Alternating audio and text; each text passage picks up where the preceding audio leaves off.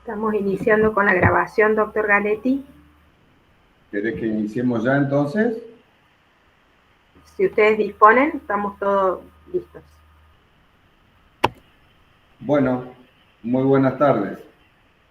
La Academia de Ciencias Médicas se complace en presentar al doctor Luis Raez, quien, cumplimentando la instancia formal académica para su incorporación como miembro correspondiente extranjero, disertará sobre el tema el reto del tratamiento de cáncer de pulmón y las diversas discapacidades en los resultados en la comunidad hispana de Estados Unidos y Latinoamérica.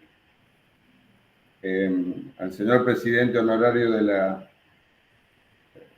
Academia de Ciencias Médicas de Córdoba, académico Zenón Efaelo, señora presidenta de la Academia Académica Marta Alac, académicos expresidentes, académicos eméritos y vitalicios, señores académicos, señoras y señores, le agradecemos participar de esta convocatoria.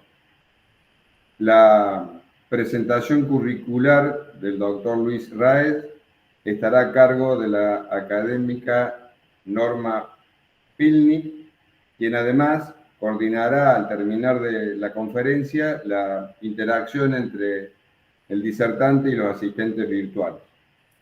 Y en el cierre, estimado doctor Raez, le haremos entrega virtual del certificado correspondiente.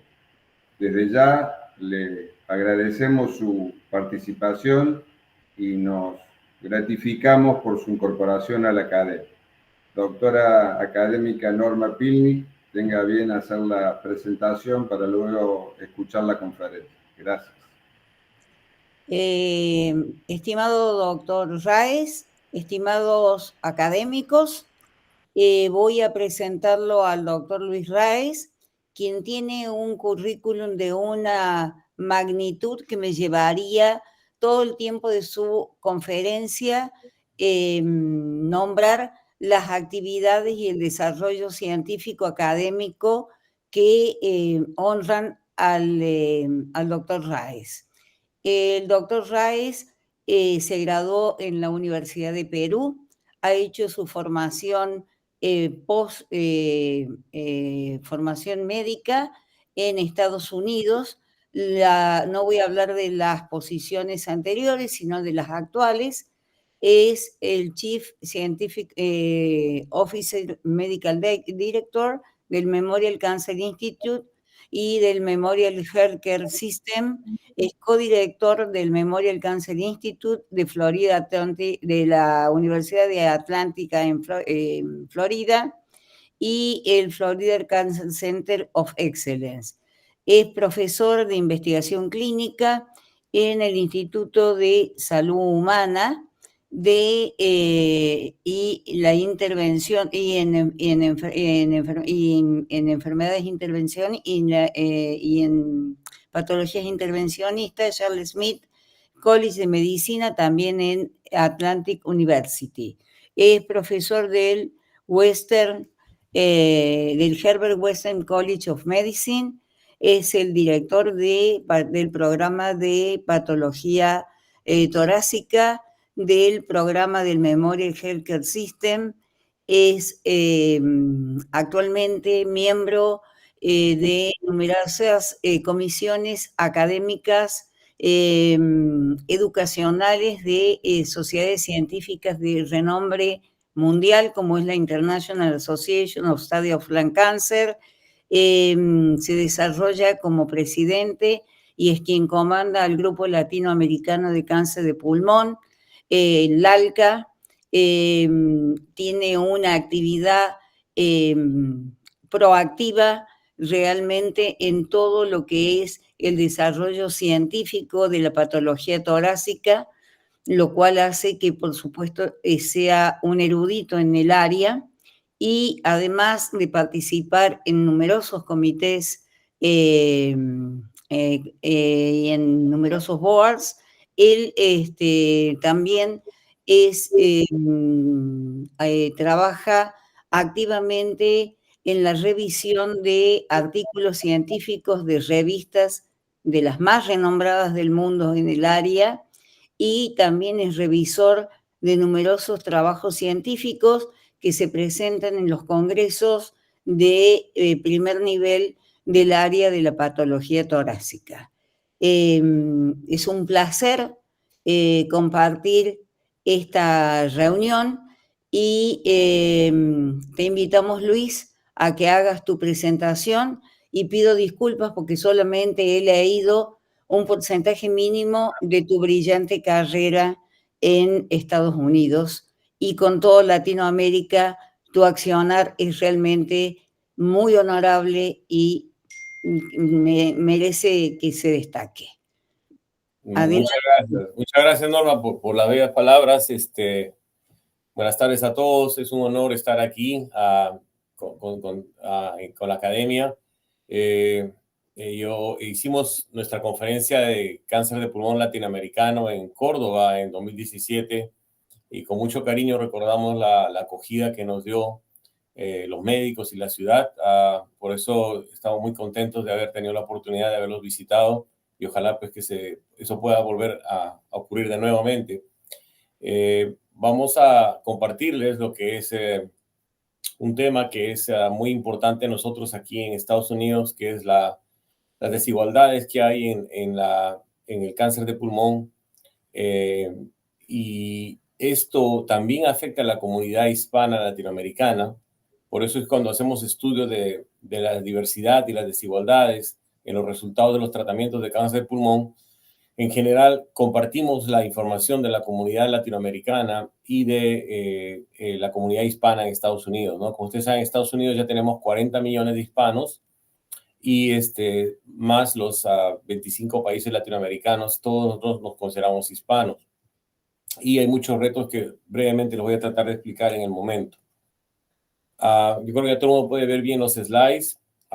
¿Por qué es importante este tema de disparities, ¿no? A veces nosotros decimos, bueno, o sea, en Estados Unidos, por ejemplo, es obvio que entre Estados Unidos y Latinoamérica hay una diferencia, porque obviamente en Latinoamérica tenemos países que se consideran en inglés el middle income country o low income country, ¿no?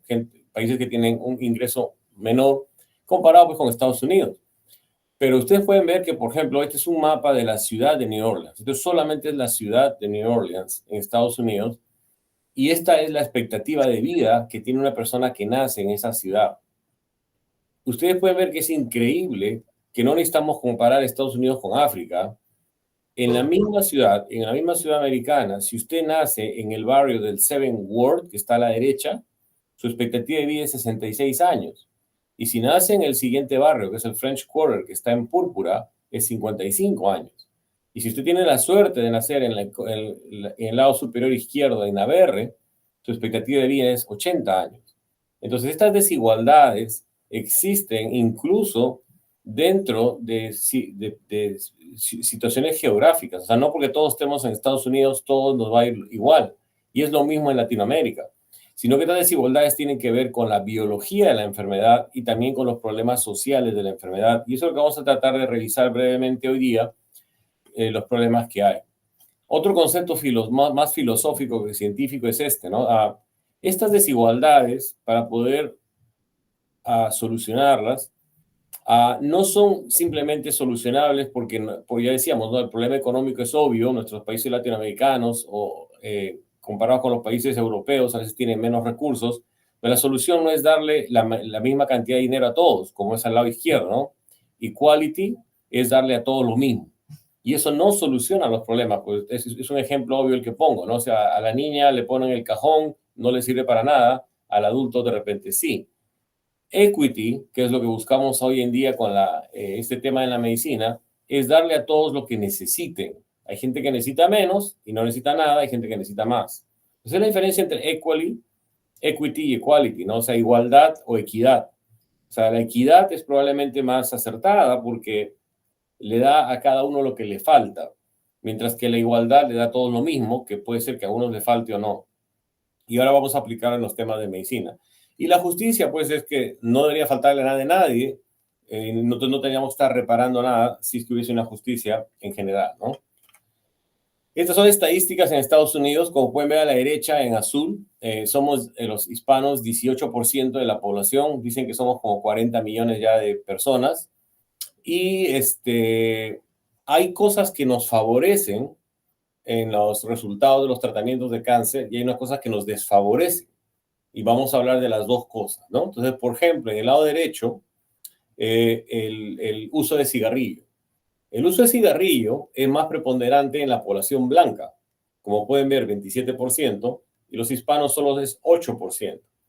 Eso nos favorece tremendamente, porque ustedes saben que el cáncer de pulmón está muy asociado al uso de cigarrillo. Entonces, cuando menos fumen, menos chance de hacer cáncer de pulmón. Eso nos favorece a nosotros como hispanos. Pero lo que nos desfavorece es el hecho de que las guías para despistaje de cáncer de pulmón están dirigidas a fumadores, ¿no? Entonces, por ejemplo, hoy en día está aprobado que si usted tiene más de 50 años y ha fumado por más de 30 años una cajetilla al día, usted califica y el seguro le paga una tomografía computarizada una vez al año. Bueno, el problema es que los hispanos no califican para eso, porque no hemos fumado 30 años, no fumamos tanto como la población blanca. Entonces, ahí se generan disparidades. ¿Por qué? Porque los hispanos no reciben el despistaje de cáncer de pulmón en la misma magnitud que la población blanca, porque las guías están hechas para gente que fuma, que es la población blanca. Entonces, esas son cosas que son obvias que tenemos que solucionar. Al lado izquierdo hay otro problema que es muy interesante, ¿no? Por ejemplo, ahí están citando la Asociación de Cáncer Americana, AACR, está citando que hubieron entre el año 2009 y 2019, 81 drogas aprobadas en Estados Unidos para cáncer, 81. Pero solamente en la mitad de esos 81 drogas aprobadas, que son los mejores estudios del mundo, solo en la mitad de esos estudios se le preguntó a la gente si era hispano o no. Quiere decir que en la mitad de esas drogas aprobadas no tenemos ni idea si había hispanos o no incluidos en esos estudios. Como ustedes saben, hoy en día, el decir, bueno, si una droga funciona para los blancos, funciona para los negros, funciona para los hispanos, funciona para los chinos, no es tan sencillo, porque biológicamente no somos iguales y socialmente tenemos diferentes problemas. Entonces, esto era un problema que la FDA está tratando de solucionar. O sea, no podemos hacer estudios clínicos sin incluir hispanos, a poblaciones indígenas, a indios americanos, población negra. ¿Por qué? Porque las minorías, que se les llamaba minorías, hoy en día, sumados todos, somos casi la mitad del país. Entonces, es muy importante también que el estudio clínico incluya poblaciones hispanas. Y eso nos pasa a cada rato. Entonces, en general, ya enfocándonos más en los hispanos, el cáncer de pulmón en Estados Unidos mata a 130,000 personas por año, que es un montón de gente. Y en Latinoamérica, 60,000 personas por año. Entonces, ustedes pueden ver, la magnitud es tremenda. En Latinoamérica, cuanto más esté desarrollada, este número de muertes va a seguir aumentando, porque la población sigue incrementándose. Entonces, esto es como una ola que va a venir, que en algún momento tenemos que hacerla bajar, por la cantidad de gente que se nos va a morir. Como les decía, los hispanos somos la minoría más grande en Estados Unidos y tenemos muchas desventajas, porque, por ejemplo, hablando de las cosas negativas, no tenemos el mismo acceso a salud. Muchos hispanos son ilegales, dice que como 10 millones son ilegales, generalmente la gente de México. Tenemos diferencias culturales y tenemos problemas de seguro. Ahora, hablando de las cosas que nos favorecen también, no sé si todos saben, pero tenemos diferencias biológicas que nos benefician. Entonces, este gen, no sé si han escuchado, EGFR, es un gen que ocasiona el cáncer de pulmón y está presente en muchos cánceres de pulmón. Este gen es mucho más común en hispanos que en blancos. Y gracias a Dios hay tratamiento oral, hay pastillas para este gen. Entonces, el hecho de que los hispanos tengamos más de este gen, como lo voy a explicar mejor en otros slides, hace que nos pone una ventaja, porque podemos de repente vivir más que los pacientes que no tienen el gen. Y bueno, una desventaja mayor, como hice en la última línea, es que vivimos en países que se consideran middle income o low income countries y no tenemos acceso incluso a muchas cosas que nos van a ayudar, como lo voy a explicar en más detalle, ¿no? En general, como decía, para seguir hablando, la mayoría, tenemos una gran cantidad de gente que vive debajo de la línea de pobreza. Y una cosa muy importante, ni siquiera, el 35% de hispanos ni siquiera tiene educación secundaria, ¿no? Entonces, educación está asociada a sobrevida en cáncer. Si usted está menos educado, el chance de que sobreviva el cáncer es menor, como lo voy a mostrar. Y por lo menos un tercio de los hispanos en Estados Unidos, o sea, más de 15 millones, no tienen seguro. En Estados Unidos es muy importante porque la mayor cantidad de medicina y el cáncer se trata con gente asegurada. Y entonces es muy importante tener un seguro. Este es otro resumen de otras características de los hispanos. En general, a los hispanos, como pueden ver en el lado derecho, cuando se les hace el diagnóstico tardío, o sea, cuando ya se los diagnostica, el cáncer está más avanzado. Por eso que ustedes ven, cuando habla en la primera línea, diagnóstico temprano, en general a la población blanca se le diagnostica más tempranamente que a nosotros.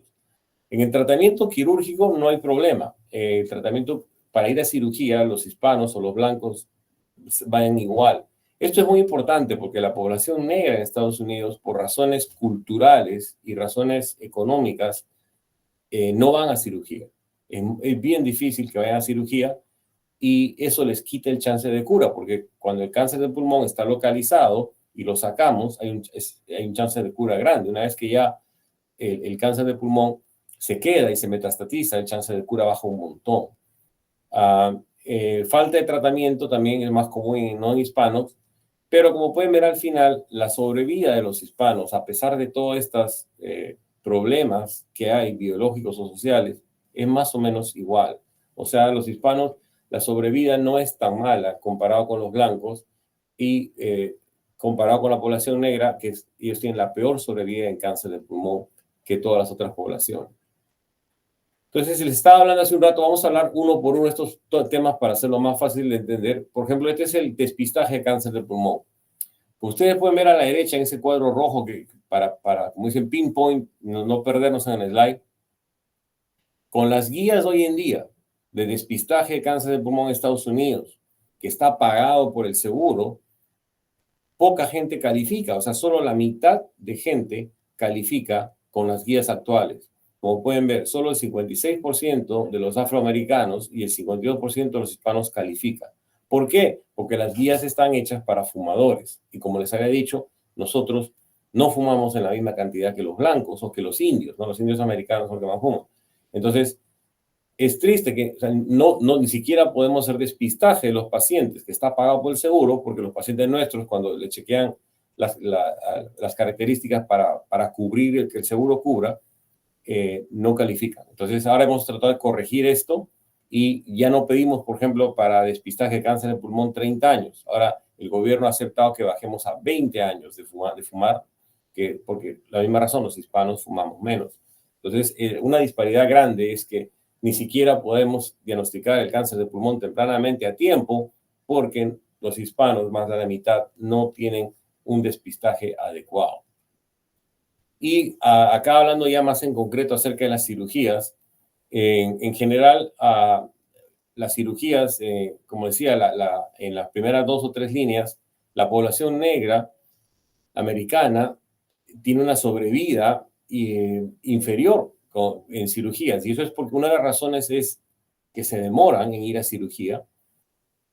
Como son pobres, llegan tarde a la cirugía y no tienen acceso a las cirugías o les recomiendan cirugías y no tienen seguro.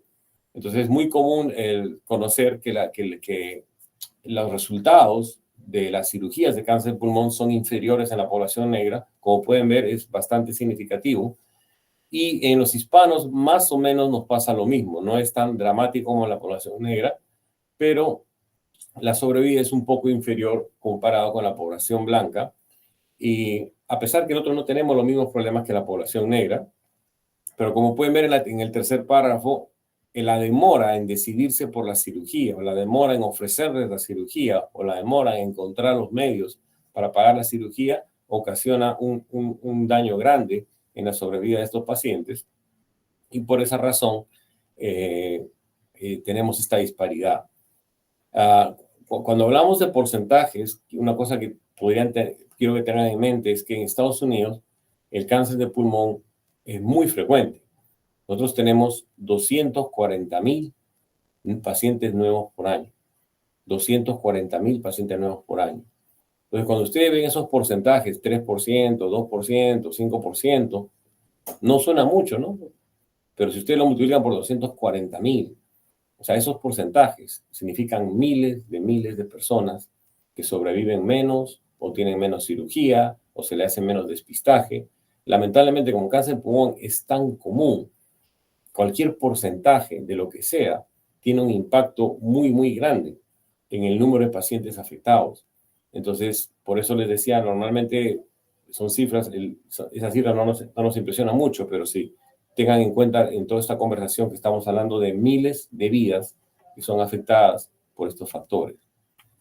Pasando a la genética, hay algún estudio, uno de los primeros estudios, que es el primer párrafo del doctor Lynch, que demostró que más o menos en el 2011 descubrimos que había genes para cáncer de pulmón y que estos genes los podíamos identificar en el tejido y en la sangre, y poco a poco hemos ido descubriendo pastillas. Hoy en día tenemos más de 10 pastillas aprobadas para cáncer de pulmón que de repente no curan, pero prolongan la vida significativamente. Hay pastillas que prolongan la vida del paciente 3 o 4 años y después de eso ya se les puede dar quimio, pero el paciente ya ganó esos 3 años porque descubrimos que tenía un gen que respondía a la pastilla.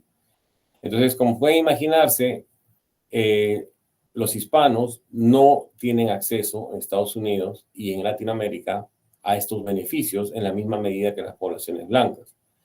Entonces, la otra cosa, en el segundo párrafo, nosotros hicimos aquí en Florida un estudio a ver cuán común eran estos genes.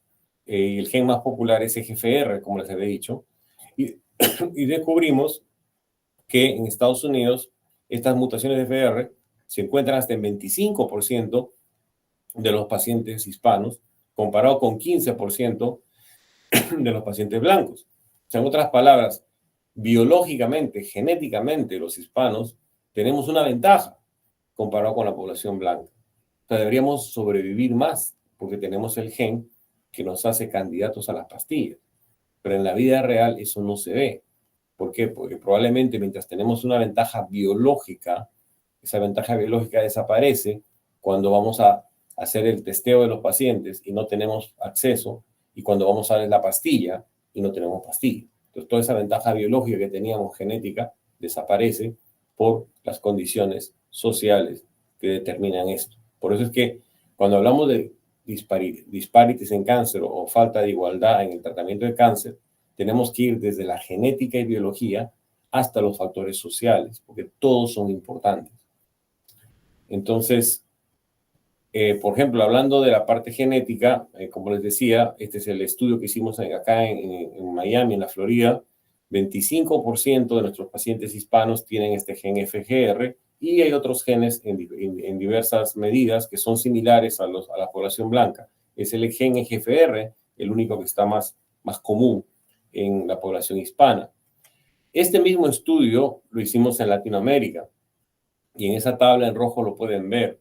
En Argentina, por ejemplo, el gen EGFR no es muy común. ¿Por qué? Porque Argentina, como ustedes saben mejor que yo, los ancestros son italianos, y son poblaciones también que usaban los cigarrillos en una frecuencia más alta que las otras poblaciones. Entonces, hablando de ancestry, de los ancestros, la población indígena latinoamericana tiene una tasa muy alta de este gen EGFR, que son las poblaciones de Perú, de Bolivia, de Ecuador, y ellos no fumaban tanto, mientras que las poblaciones europeas como Argentina, Uruguay o de repente hasta Paraguay tienen una tasa más bajita, que es similar a los europeos y a los americanos. Entonces, estas son las diferencias biológicas y diferencias ancestrales que tenemos en la existencia de este gen EGFR, que, como decía, este es un gen muy importante porque hay varias pastillas descubiertas para tratar este gen. Entonces, por eso es algo que importa a todo el mundo, porque descubrir el gen hace que los pacientes se beneficien de la pastilla y no tengan que estar en quimioterapia. Ahora, este es un ejemplo de que, fine, ¿no? O sea, tenemos la ventaja biológica, pero en la realidad no se da, como les decía, ¿no? Entonces, este es un estudio de Brasil, y estos doctores brasileños hicieron un estudio que ellos tenían, por ejemplo, 17.000, o sea, tenían 1.735 hispanos, 1.735 pacientes hispanos a los que en Brasil les encontraron el gen EGFR. Entonces, descubrieron que si los pacientes no tenían acceso al testeo para poder documentar el gen, se les daba quimioterapia, obviamente. O si los pacientes tenían el gen y no tenían dinero o recursos, se les daba quimioterapia. Dándoles quimioterapia a estos pacientes, solo 71 pacientes estarían estables 2 años después. De los 1.735, solo 71 no tendrían progresión, porque el cáncer de pulmón es muy agresivo. Pero si le diésemos a todos, o sea, le diésemos a todos el estudio, si encontrásemos el gen y le diéramos la pastilla, tendríamos por lo menos 2 años después 312 pacientes todavía estables que no han progresado.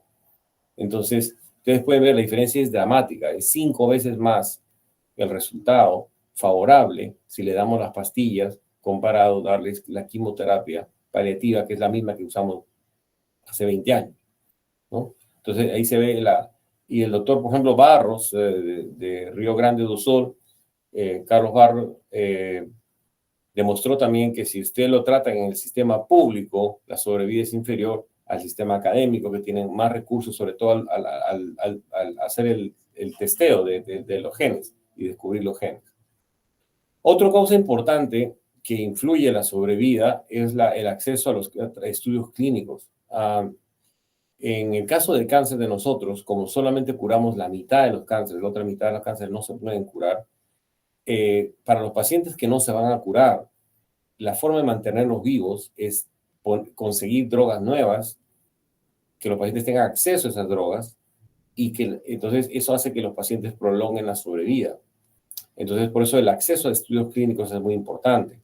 Entonces, como ustedes pueden ver ahí abajo, para hacer un resumen a la derecha, en las líneas azules, es diferente la percepción de la población hispana, negra, asiática o blanca a los estudios clínicos.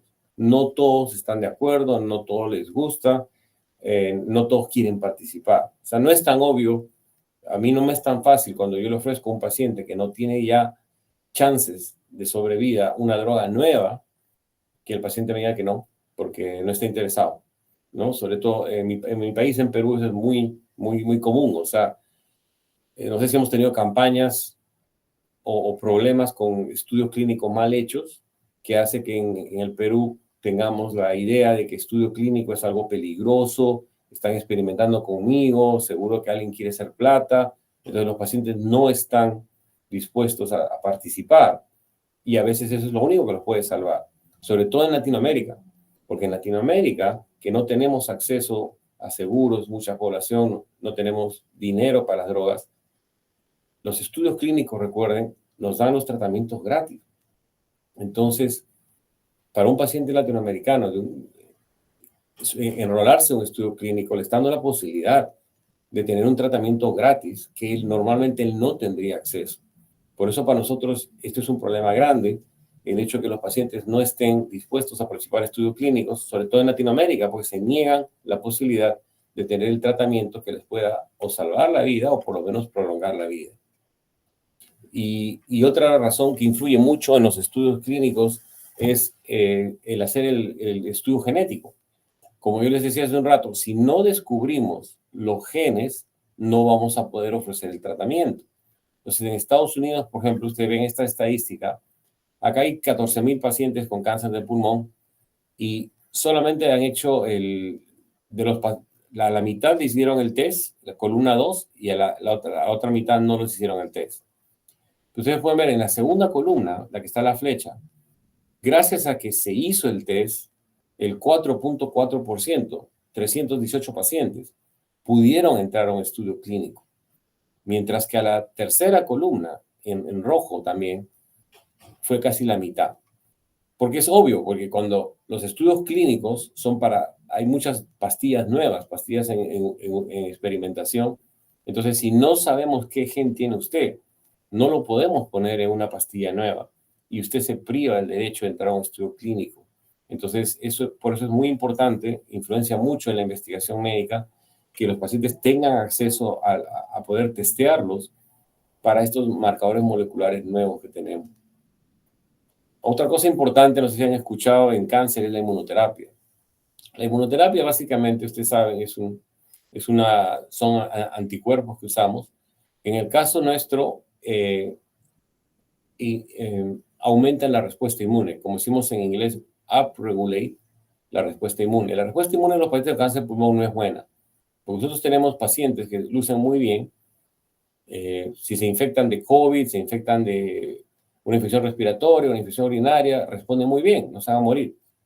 Pero por alguna razón tienen tumores en el pulmón creciendo y no los atacan. Es porque decimos el sistema inmune está downregulated, ¿no? Está como restringido, controlado, está mal regulado.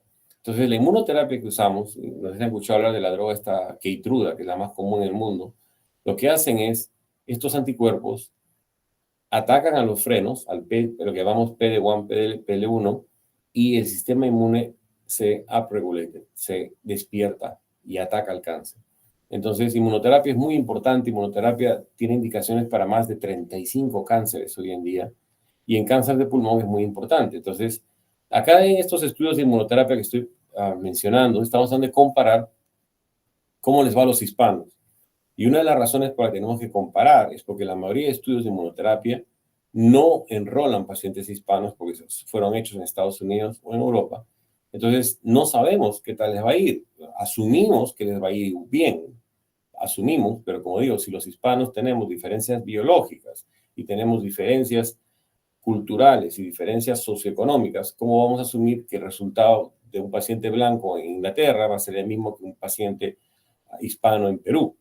Pero ese es lo que asumen los que fabrican las drogas. Entonces, bueno, para hacer esto corto, para no aburrirlo mucho, hemos hecho un estudio en Estados Unidos y un estudio aquí latinoamericano del doctor Andrés Cardona, que es colombiano, y básicamente hemos encontrado que las respuestas a la inmunoterapia de los pacientes blancos y de los pacientes hispanos es similar.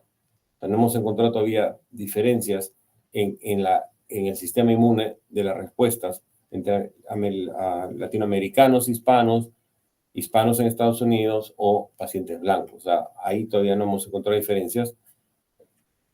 Pero, por ejemplo, esta tabla muestra la importancia de hacer estudios en minorías, porque aquí a la izquierda hay un estudio muy famoso que se llama PACIFIC. Este estudio es el estudio que es el tratamiento estándar hoy en día. Usted tiene un paciente con cáncer de pulmón localizado, invadió el mediastino, es un estadio 3. Estos pacientes ya no pueden ir a cirugía porque tienen invadidos los ganglios mediastinales. Entonces, el tratamiento estándar a nivel mundial se le hace quimioterapia con radiación y después se provoque dándoles un año de inmunoterapia después de la quimioterapia y radiación. Aumentábamos la sobrevida de los pacientes de 40 meses a 50 meses, del 40% al 50%. O sea, curábamos, en vez del 40% que se curaban con quimio y radiación, ahora curamos el 50% si damos un año de inmunoterapia. Pero bueno, en ese estudio a nadie le preguntaron si era hispano o no. Entonces, a pesar que es un estudio mundial importante que se aplica en 200 países, nadie sabe cuántos hispanos enrolamos porque a nadie se lo preguntaron. Otro ejemplo, pacientes negros solo enrolaron 2%. Entonces, ¿cómo es difícil extrapolar estos resultados? Si los pacientes negros eran el 2%, los hispanos no tenemos idea, no había asiáticos, no había pacientes indios americanos, o nadie les preguntó si los enrolaron como blancos o negros. Entonces, un ejemplo concreto es lo que ven aquí. Este es el sistema de salud mío. Ya hemos tratado más de casi 100 pacientes con este protocolo. Y como ustedes pueden ver, la sobrevida de los blancos y los hispanos no es igual. La sobrevida de los hispanos es inferior que los blancos. ¿Por qué es eso? No sabemos. No sabemos si es algo biológico, de repente algún gen, algo que no hemos descubierto, o es simplemente pues que mis pacientes hispanos aquí son pobres, no tienen seguro, no tienen transportación, no vienen a las citas, etcétera, etcétera.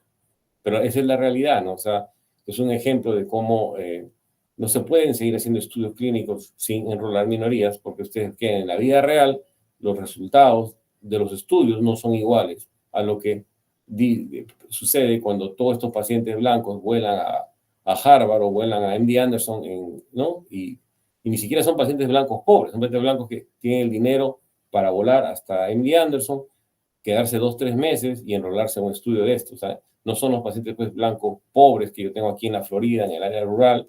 Es una población muy, muy sesgada y por eso es importante hacer el estudio. Y para terminar, entonces empecé hablándoles de la parte biológica y genética, hablamos del despistaje, hablamos de la cirugía y finalmente, pues, otra cosa que impacta mucho los tratamientos de cáncer, como cualquier otra medicina, son lo que llaman los social determinants of health, los factores sociales.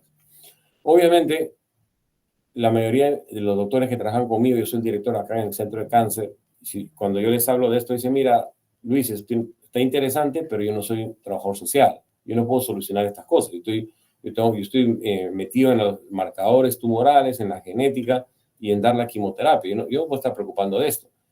Y es cierto, o sea, eso es cierto, pero también yo no puedo pretender, yo tengo un paciente con seguro, paciente que le hago el testeo, le encuentro el gen EGFR, que ya les dije es el mejor gen, el paciente tiene seguro, le doy la pastilla, todo sale bien, pero ¿qué pasa si ese paciente no tiene seguro? Entonces, ¿de qué me vale que le encuentre el gen y yo le ordeno la pastilla y lo mando para la casa y yo no puedo pretender que el paciente de acá a 3 meses va a estar respondiendo al tumor, si el paciente no tiene seguro? Entonces, es algo muy importante. O sea, entonces, los factores sociales, brevemente, son estos, ¿no? O sea, por ejemplo, problemas con tabaco. O sea, a los fumadores no les va bien en la cirugía. Nuestros pacientes con cáncer de pulmón que andan fumando, les va mal en la cirugía, les da neumonía, etcétera, etcétera. A los pacientes alcohólicos les va mal. Los pacientes que no hacen ejercicio hacen coágulos, porque el cáncer de pulmón es uno de los cánceres que te predispone a hacer coágulos, ¿no?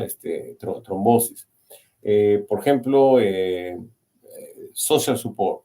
Yo tengo, acá en Estados Unidos es muy común que los pacientes vivan solos. Es un paciente de 75, 80 años, le empezamos quimioterapia. Y yo le digo, ¿con quién vive usted? Yo vivo solo. Porque no puedes vivir solo, porque cuando te empieces, te sientas mal, quieras vomitar, ¿o quién no va a manejar a ese paciente al centro de cáncer para darle su inmunoterapia? Nuestros tratamientos de inmunoterapia que hacemos son de 2, 3 años. Si el paciente se siente mal, ¿cómo va a poder estar manejando? Entonces, hay pacientes que no vienen porque no hay quien los traiga. Entonces, todos esos factores influyen tremendamente los resultados del tratamiento. Vamos a empezar con el más fácil, educación. Esta es una tabla bien simple de cómo te dice que la mortalidad del cáncer de pulmón está asociada con la educación. Cuanto menos educación usted tiene, no es sorpresa de que la mortalidad es más grande. Cuanto más educación uno tiene, la mortalidad es más pequeña. Pero dices, oh, wow, no sabía que era tan importante. Es así. Esta es un ejemplo práctico de lo que nosotros hacemos en el Centro de Cáncer de nosotros. Nosotros tenemos los récords electrónicos y esta tabla que ustedes ven son 13 cosas que nosotros chequeamos en cada paciente, ¿no? Las conexiones sociales es a la izquierda, el uso de tabaco, la depresión, actividad física, transportación, si tienen alguien que los cuide, caregiver, violence, si hay violencia en la casa. A la derecha está uso de alcohol, financial resources strain, si el paciente tiene problemas económicos, estrés, comida, falta de comida, casa y si el caregiver, la persona que lo cuida, está enfermo, estamos más complicados. Entonces, básicamente en rojo, lo que ustedes ven en rojo es lo que este paciente que tomé en la foto no tiene. Este paciente que está acá tiene problemas está aislado, no tiene conexiones sociales, está deprimido o está a riesgo de depresión, no hace ejercicios y aquí a la derecha está con estrés. Entonces, estas son cosas que tenemos que solucionar.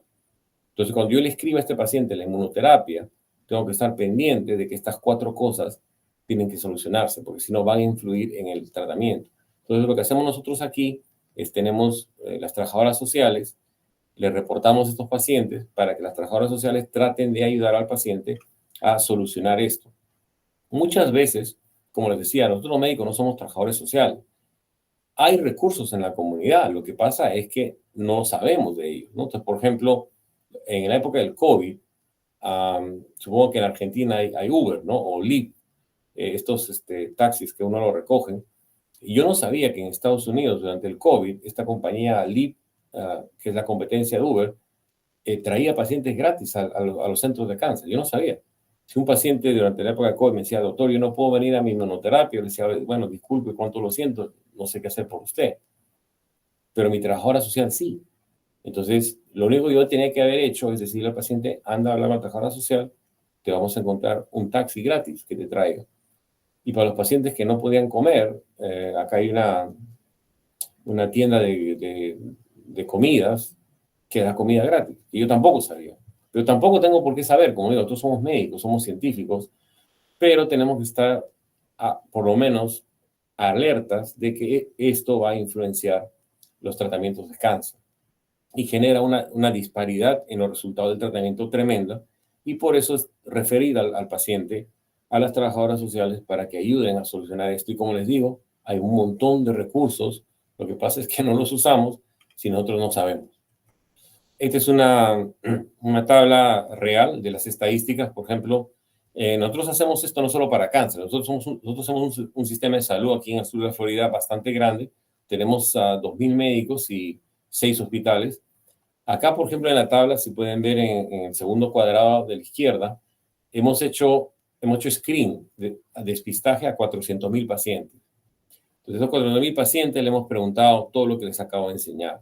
Y si pueden ver a la derecha las tablas, el tabaco es un problema del 22%, falta en Estados Unidos hay mucha falta de actividad física, por eso la población está con sobrepeso, etcétera, etcétera. Y a la izquierda, en las columnas, ven, para suerte nuestra, la mayoría de pacientes tiene 1 o 2 problemas, de repente 3, pero no más, felizmente, ¿no? Yo, en la tabla que les he enseñado, nosotros preguntamos por 13 características de problemas sociales, la mayoría tiene felizmente no más de 3. Entonces tenemos que solucionar esas 3 para estar seguro que el paciente recibe el mejor tratamiento. Y bueno, estos son ejemplos de qué hacemos. Hacemos un clic ahí y el paciente va a donde la trabajadora social y la trabajadora social le da la dirección, el teléfono, dónde hay que llamar y qué tiene que hacer para solucionar esto, ¿no? Estos son ya los pacientes solo de cáncer. En el centro, yo le decía, en el sistema de salud nuestro, estoy muy orgulloso, hace esto hace muchos años. En el centro de cáncer, que es la parte pequeña, hace 3 años que lo hacemos. Más o menos estamos haciendo despistaje en 5.000 pacientes. 5.000 pacientes cada año, le pasamos el screening de esto. Y como pueden ver, en la derecha, la mayoría de pacientes tienen problemas de actividad física. Como les decía, en cáncer de pulmón, en cáncer de páncreas, la falta de actividad física ocasiona trombosis venosa en las piernas y lo que es peor, coágulos en los pulmones por el cáncer y la falta de actividad física. Por eso para nosotros eso es tan importante. Y lamentablemente, pues el 37% de pacientes todavía usa tabaco a pesar que se le ha diagnosticado cáncer.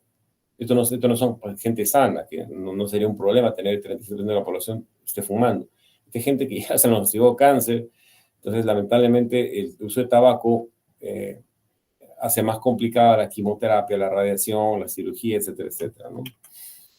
Y ya les he hablado del cigarrillo, que los hispanos tenemos la ventaja de que fumamos menos, pero también hace otros problemas.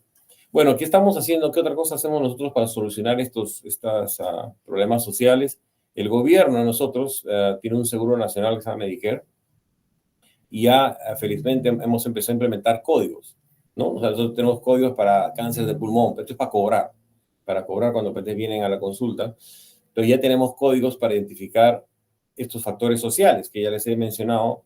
El problema es que nadie los usa, ¿no? Si ustedes pueden ver aquí, desde 2019 hasta ahora, se chequearon 33 millones de bills, ¿no? De recibos emitidos por médicos, y solo menos del 2% de nosotros usaba estos códigos, ¿no? Quiere decir que la gente no le presta mucho interés.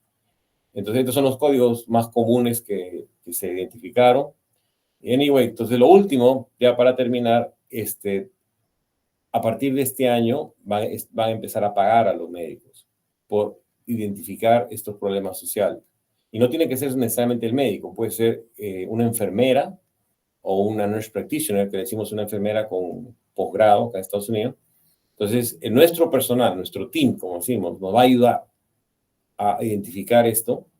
Entonces, 2 veces al año podemos dedicarnos por lo menos 1 hora de nuestro tiempo a solucionar esto y cobrar por eso, porque es tiempo que nos está involucrando y nos está tomando, aparte del tiempo que tenemos para dedicar al paciente en su quimioterapia, etcétera, etcétera. Entonces, estas son las buenas noticias. Y ojalá que esto también se pueda hacer en Latinoamérica, que el gobierno le dé importancia a estas cosas sociales y compense a los médicos, a las enfermeras, para que pueda esto hacerse en una forma más frecuente. Por último, también quería invitarlos, hace 3 años, en Economist, la revista, publicamos un reporte del cáncer en Latinoamérica, que habla de nuestros países, así que si quieren leerlo, es gratis. Este reporte lo encuentran en el internet, poniendo The Economist, Cáncer en Latinoamérica, con mi nombre si quieren, porque somos muchos autores, y ustedes también teníamos varios autores de Argentina. Lo que básicamente ponemos en el reporte es, hacemos un análisis del cáncer de pulmón por cada país, y con los problemas en el lado izquierdo, como pueden ver, el uso de tabaco, acceso a las medicinas, diagnóstico temprano, etcétera, etcétera, y hacemos una clasificación de la situación por cada país, ¿no? Entonces, para terminar, lo que les podría decir es que, como pueden ver, en el tratamiento de cáncer de pulmón, como en el tratamiento de cualquier otro cáncer, hay disparities, o sea, los resultados no son los mismos en pacientes blancos, en pacientes hispanos o en pacientes negros. Y en Estados Unidos se ve porque tenemos todas estas diferentes poblaciones. De repente en Latinoamérica, como casi todos somos hispanos, no se nota mucho. Solamente se nota la diferencia de los que tienen mucho y los que tienen poco. Pero en Estados Unidos sí se ven disparities, incluso como les he enseñado en el primer slide, dentro de cada ciudad. Y los hispanos podemos tener ciertas ventajas biológicas, como le digo, tenemos ese gen EGFR que nos permite ser tratados con pastillas. Y eso de repente hace, como tenemos ese gen en mayor prevalencia y también los hispanos fumamos menos, de repente el cáncer de pulmón que nos da a nosotros no está tan malo, por eso sobrevivimos mejor que los negros, que los indios americanos y a veces hasta que los blancos, ¿ya? Sin embargo, esa ventaja que tenemos se borra. Se borra si es que en Latinoamérica, sobre todo, no tenemos acceso al test. No podemos descubrir quiénes tienen el gen. Y si descubrimos quiénes tienen el gen, como en el estudio brasileño que les nombré, no hay acceso a la medicina. Entonces es triste que esa ventaja biológica que tenemos se borra por la falta de acceso, la falta de testeo y la falta de medicinas que hay. Respecto a la inmunoterapia, le puse IO. Inmunoterapia es igual, ¿no? Los resultados entre hispanos y no hispanos es la misma. Y bueno, en Latinoamérica tenemos muchos problemas con la inmunoterapia porque es demasiado cara. Es tan cara que los sistemas públicos de la mayoría de países no la pueden cubrir. Yo creo que en Argentina ustedes tienen suerte, tienen más indicaciones de inmunoterapia que la mayoría de países. O sea, en mi país la inmunoterapia es muy restringida a melanoma y a veces a cáncer de pulmón con muchas limitaciones. Y lo que necesitamos para terminar es que tenemos que hacer estudios en hispanos. Esa es la única forma de saber exactamente cómo les va a ir. Pero para hacer estudios en hispanos, los estudios no se pueden pues, hacer en el hospital más importante del mundo, sino tienen que hacer estudios en la comunidad. Por eso es muy importante hacer estudios en Latinoamérica, en nuestras comunidades, en la Florida. Yo cubro un sector de salud pobre muy grande, y acá es que querías hacer el estudio, porque esta es la vida real, no una institución de cuarto nivel donde va muy poca gente que solamente tiene recursos. Entonces, eso yo creo que es importante, y es importante en Latinoamérica educar a nuestras poblaciones para que se enrolen en estos estudios clínicos que les dan facilitando la droga gratis, que les da un chance por lo menos de tener acceso a tecnologías nuevas, y que los doctores en Latinoamérica abran los estudios. Porque ese ya es otro motivo de otro diálogo. En Latinoamérica tenemos mucho menos estudios que en otras partes del mundo, como en Asia, por ejemplo. En Asia la cantidad de estudios es increíblemente más grande, y es importante que nuestros científicos le dediquen más tiempo e importancia a la actividad académica, porque nos da acceso a todas estas tecnologías. Y obviamente al final les había mencionado la importancia pues, de que nosotros somos científicos, pero no podemos estar ciegos o ignorar los factores determinantes y factores sociales que influencian también muchísimo en la sobrevida de nuestros pacientes. Muchísimas gracias por la atención prestada hoy en día.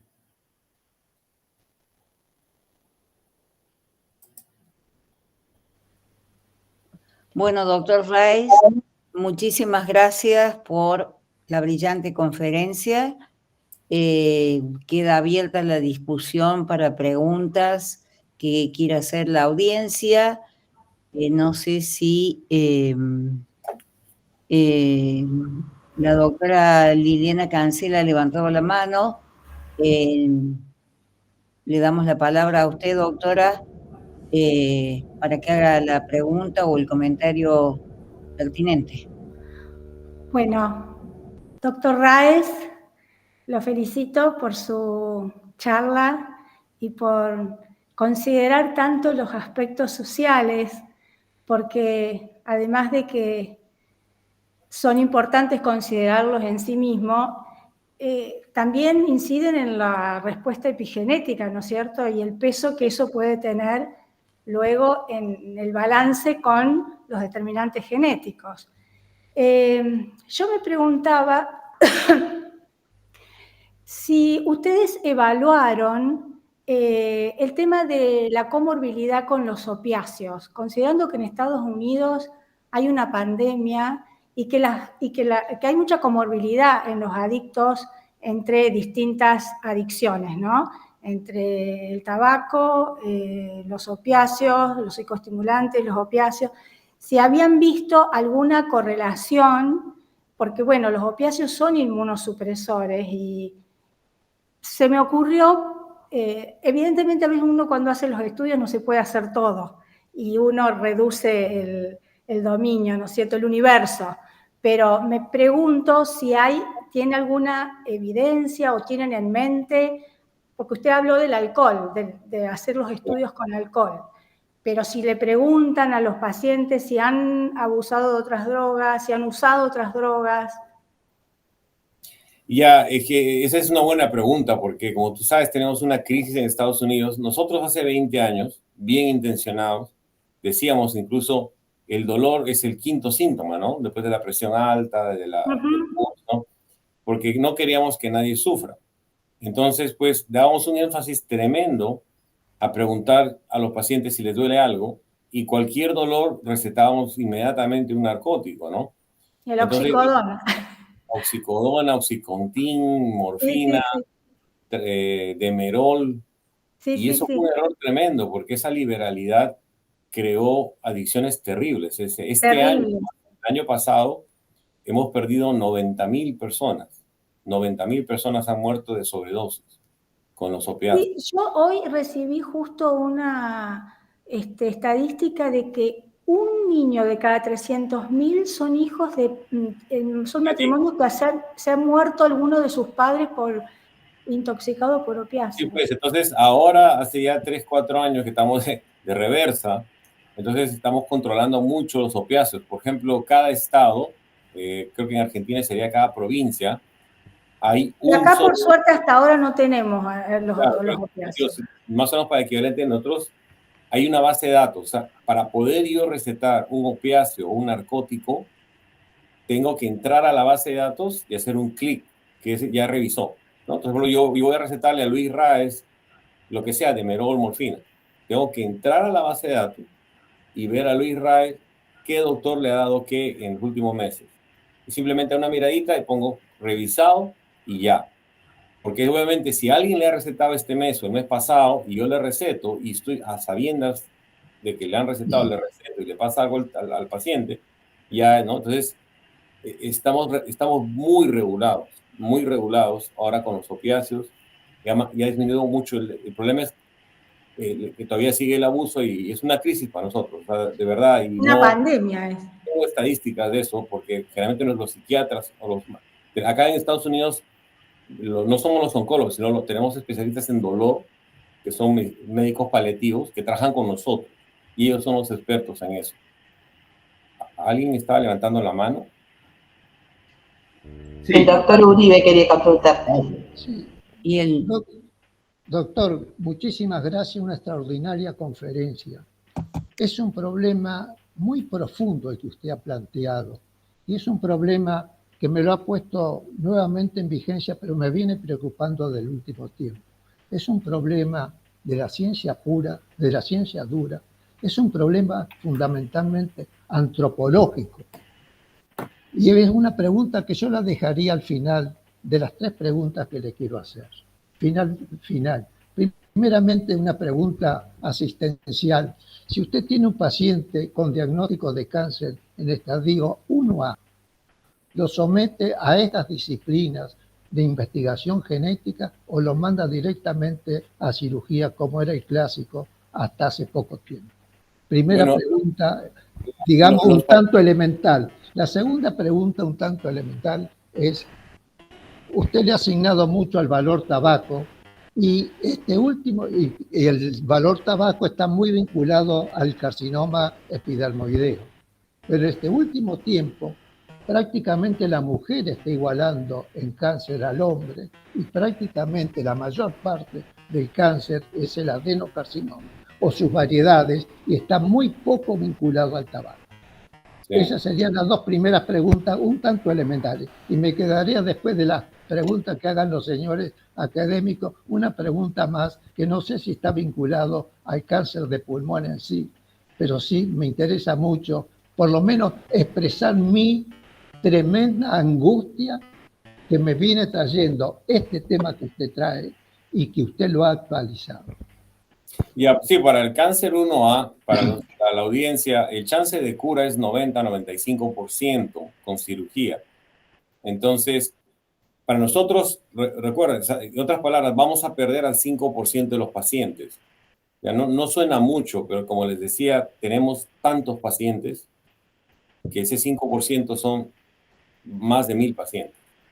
Entonces, lo que hacemos es, en ese cáncer no hay que hacer tanta investigación, pues se curan casi todos en el 1A.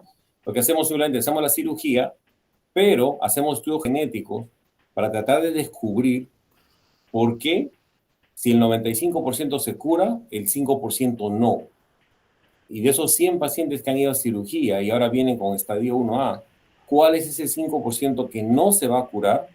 Y a ellos sí darles la pastilla, por ejemplo, para EGFR o algo. Entonces, eso es lo que estamos estudiando, tratar de descubrir cuál es el 5% que no se va a curar y darles una pastilla, algo.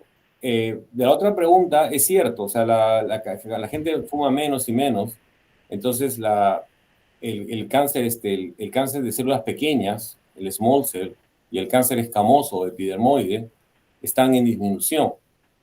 Y no necesariamente pues, el adenocarcinoma se está ligado a fumar, pero la cantidad de gente que fuma es tanta todavía que, mejor dicho, no fuman hoy, pero estamos viendo el cáncer de los que fumaron hace 30 años, hace 25 años, no es el de hoy.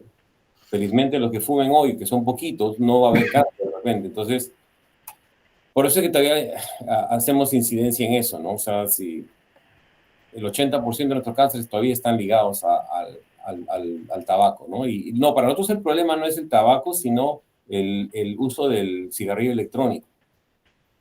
Si nosotros empezábamos a fumar a los 18, cuando teníamos permiso para comprar, estos niños, como el cigarrillo electrónico no es peligroso, en nuestras escuelas secundarias, los niños de 14 años ya fuman cigarrillo electrónico. Y no hay garantía de que eso va a ser seguro.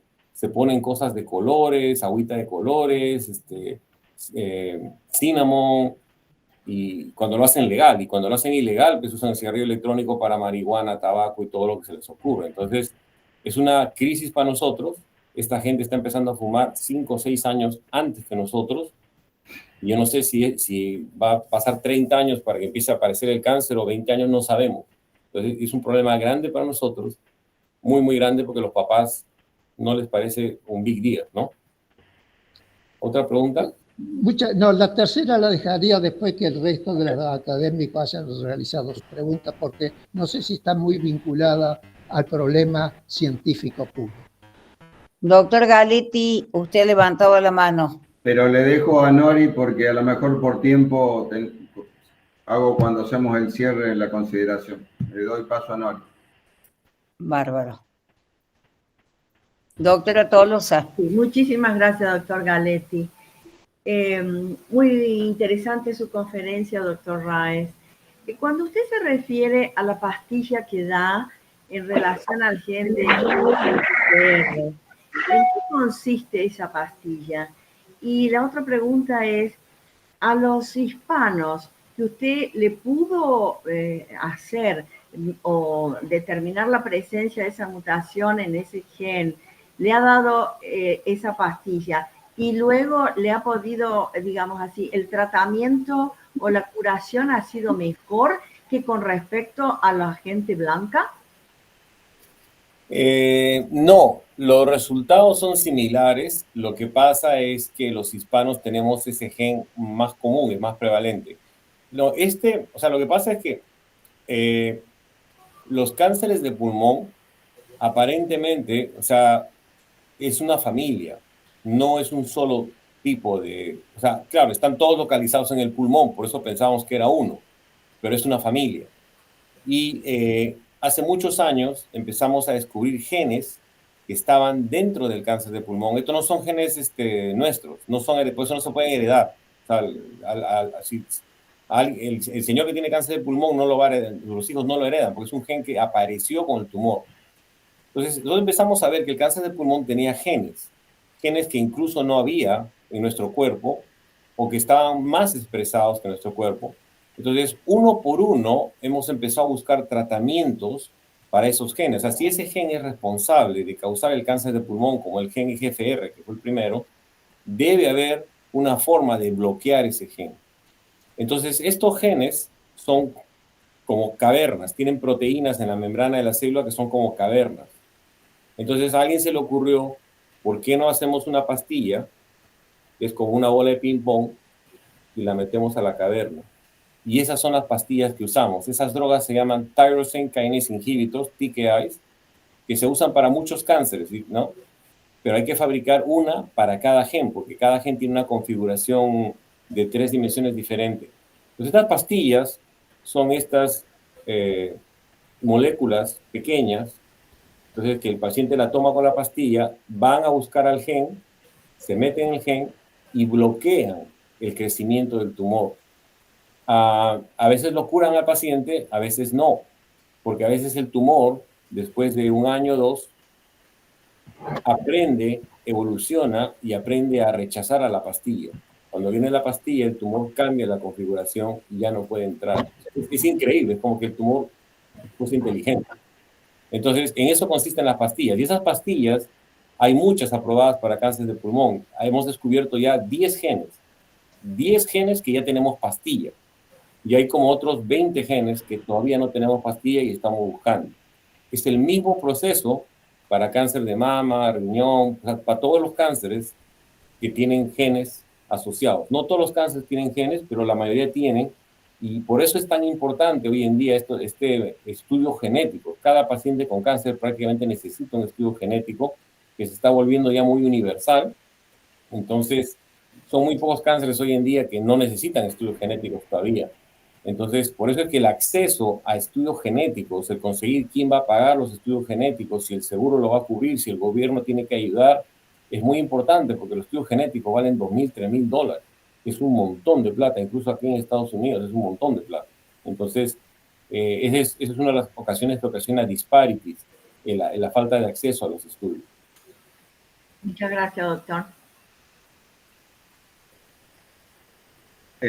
Estimado doctor Luis, adhiero a los comentarios sobre la excelencia de la presentación, particularmente enfocado en este sesgo de un abordaje étnico, digamos, ¿no? Donde no solo se da en cáncer de pulmón, sino en diversos cánceres, así como control de enfermedades de riesgos cardiovasculares, ingresos e egresos de terapia intensiva, ingresos a hospitalismo o a cuidados paliativos, donde este sesgo étnico cada vez lo vemos con mayor frecuencia y de mucho peso en la bibliografía. Voy a ser cortito porque intuyo que el doctor Uribe va a tener una inquietud semejante. Hemos escuchado la excelencia en la presentación en las dos áreas, pero con un énfasis, diría yo, en el área biológica, ¿no? Donde, como dijo muy bien doctor Luis, la igualdad de tratamiento, si eventualmente se alcanza para distintos grupos étnicos, la igualdad de tratamiento no es sinónimo de buen tratamiento, por esta diferencia genética de la que usted habla, y la necesidad de incorporar más gente de referencias étnicas a estos estudios. Pero si el aspecto biológico, aun cuando sea un tratamiento semejante, no predispone un tratamiento efectivo por esta diferencia, otra área preocupante es el aspecto bioético, donde la desigualdad, en este caso, es sinónimo de ausencia de equidad y justicia, como usted planteó en esos tres cuadritos con el adulto, el joven y la niña, ¿no? Igualdad, equidad y justicia. Aquí en este punto, en el aspecto bioético, estos grupos étnicos que básicamente se dan en comunidades de recursos medianos y bajos, están, a nuestro modo de ver, y creo que es una interpretación global, humanamente global, están desfasados, ¿no? Entonces, usted enfatizó en eso que con una palabra no podemos ser ciegos al aspecto social. Yo, en base a su enorme experiencia, y para dejarlo cerrar a usted, le pediría algún comentario sobre ese aspecto particularmente ético, a veces en la ausencia de equidad y justicia a estos grupos étnicos, ¿no? Porque es cierto que hay muchas cosas que no tenemos control, ¿no? O sea, nosotros no somos médicos, no somos el gobierno, no podemos a veces pedir que el gobierno asigne más plata, etcétera, etcétera. Pero yo le estaba dando ejemplos de cosas que sí se pueden hacer, ¿no? Le daba el ejemplo de que yo no sabía que esta compañía Leaf te traía a los pacientes al centro de cáncer gratis, o que esta otra compañía de los grocery stores, de la comida, daba comida gratis. Y por yo no saber eso, mis pacientes no se beneficiaban. Entonces, algo tan simple y tonto que yo podía haber hecho, ¿no? Porque, o sea, imagínate, convencer al sistema de salud que triplique el presupuesto de salud para poder dar más inmunoterapia, me parece imposible, pero hay cosas simples que se pueden hacer. Y la idea, por ejemplo, con estos aspectos sociales es conectar los recursos existentes en la comunidad. Entonces, eso es lo que hacen nuestras trabajadoras sociales. Acá hay muchas compañías no gubernamentales que ayudan a los pacientes, pero no pueden estar aquí, ¿no? O sea, por privacidad y todo, al centro de cáncer no entra nadie que no haga medicina, porque uno es desconfiado, también dice que yo quiero entrar a regalarle a los pacientes zapatos. No, que estará buscando, ¿no? Entonces, yo creo que la idea es esa. Nosotros somos el presidente del país, pero hay cosas que se pueden hacer y lo mínimo que podríamos hacer es empezar por ahí. Ahora, obviamente, si podemos influir, que por ejemplo algún día el gobierno, mi sueño sería que el gobierno aquí le diga que es un derecho del paciente de cáncer tener un test molecular al diagnóstico. Y me encantaría que sea lo mismo en Argentina, en Perú, que el paciente de cáncer, el gobierno le pague el test el día del diagnóstico del cáncer, para que esa forma tenga acceso al mejor tratamiento que existe en el mundo. Pero eso es algo que también va a tomar años en todos los países que se dé, ¿no? Pero a eso iba, no podemos pretender, yo también soy un científico, más que un luchador social. Yo creo que sí se pueden hacer muchas de esas cosas y de verdad que yo creo que si podemos hacer la diferencia, no hay por qué hacerlo, ¿no? O sea, en el sistema de salud mío, como le dije, trabajamos mucho en esto y no estamos invirtiendo millones de dólares ni nada, simplemente estamos volviendo a usar los recursos que usábamos de una forma más inteligente para beneficiar a los pacientes. Norma, por razones de tiempo, si te parece bien, le daremos la palabra al doctor Adolfo. Si intuí bien, iba a comentar algo respecto a mis palabras, pero le damos la palabra final al doctor Adolfo y después hacemos el cierre. Sí, totalmente de acuerdo. Sí, Doctor Adolfo. El doctor Luis Raez ha planteado un todo que lo podemos dividir en sus partes, y una de las partes que iba a comentar la ha comentado brillantemente el doctor Galetti, así que no lo hago para suprimir los tiempos, y el doctor Galetti lo ha planteado con claridad meridiana. Yo me quedaría con la otra parte en el aspecto, yo creo que es una discusión muy seria, antropológica, que no la descubro en este momento. La vengo meditando desde hace tiempo y usted lo ha puesto en un presente, muy presente. Es un problema antropológico. Esto es un problema ontológico, en primer lugar, es un problema genético, es una combinación. La ciencia dura nos está llevando a restablecer los primitivos mitos de la época en que éramos ignorantes totalmente. Es un problema muy grave a resolver. En la práctica estamos haciendo diferencias raciales, estamos haciendo diferencias técnicas. ¿Qué de la unidad del hombre como equidad? ¿Qué de la unidad del hombre? Ya sé que el hombre orgánicamente es animal, pero supera al animal porque es otra cosa más, es espíritu. Y ahí estamos planteando este problema. La ciencia dura tendrá que seguir como dura en estos planteos y entonces estableceremos las diferencias raciales, o a la ciencia dura la tenemos que acoplar de otras ciencias que la ayuden o de otras disciplinas que la ayuden. Ese es el gran planteo y lo hago desde el posmodernismo, que estoy haciendo una introducción que Dios quiera que dentro de pocos meses la pueda publicar. Esto es un problema del posmodernismo muy grave antropológico.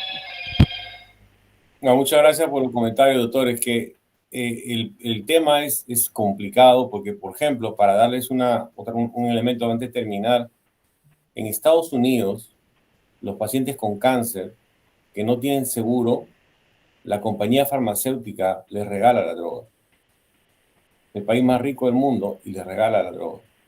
En Perú y en Latinoamérica, son países pobres, el paciente sin seguro no recibe ningún regalo.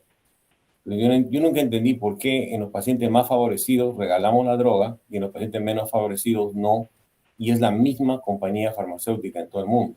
Entonces, hay cosas así interesantes de la forma como nos aproximamos al ser humano, que como digo, no necesariamente nosotros tenemos el control, pero si algún día pudiéramos influenciar, de repente puede marcar la diferencia. A mí al menos me da mucha tranquilidad en este país, que mis pacientes sin seguro, porque yo trabajo en el sistema público, yo llamo a todas las compañías farmacéuticas y tienen tratamiento gratis.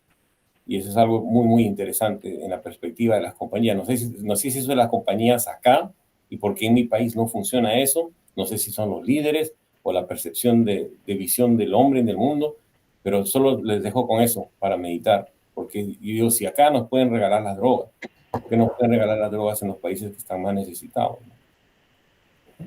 Muchas gracias, profesor. Muchísimas gracias, doctor Luis Raez. Ha sido una presentación formidable.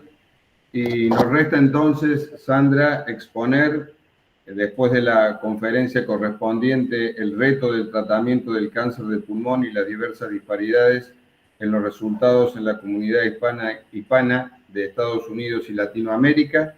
Exponer entonces la certificación que lo acredita como miembro correspondiente extranjero de la Academia de Ciencias Médicas y reiterarle nuestro agradecimiento inicial y nuestra gratificación porque usted forma parte de nuestra comunidad académica. Muchísimas gracias, doctor. Muchísimas gracias, es un gran honor, de verdad, muy contento y de lo que podamos colaborar a la distancia, encantado. Lo vamos a tener en cuenta. Usted ya es un miembro nuestro. Muchas gracias, doctor. Estoy muy honrado. Muchas gracias. Felicitaciones. Gracias. Muchas gracias, profesor Luis. Normas. Estimado Luis, bueno, un honor. No voy a repetir todo lo que se ha dicho ni lo que al comienzo yo dije. Creo que para hacer un cierre, hace muchos años los que nos dedicamos a la oncología decimos que el cáncer es multifactorial y en realidad es multifactorial la biología y no es solamente dependiente de nuestro organismo y de nuestra etnia, sino de muchos otros factores que vamos a tener cada día más que tener en cuenta para que haya mejores diagnósticos genéticos y solucionar el acceso, porque de nada nos vale valorar todas estas variables si el paciente no tiene acceso. Te agradecemos infinitamente y te felicito en nombre de todos los miembros de la academia y bienvenido a nuestra comunidad. Muchas gracias, Norma. Felicitaciones. Felicitaciones, Adiós. doctor. Muchas gracias, muchas gracias. Muchas gracias, es un honor. Así que lo que podamos trabajar juntos, encantado. Bárbaro. Muchísimas gracias. Gracias. Muchas gracias. Muchísimas gracias. Hasta luego. Que tengan muy buenas noches. Chao. Buenas noches.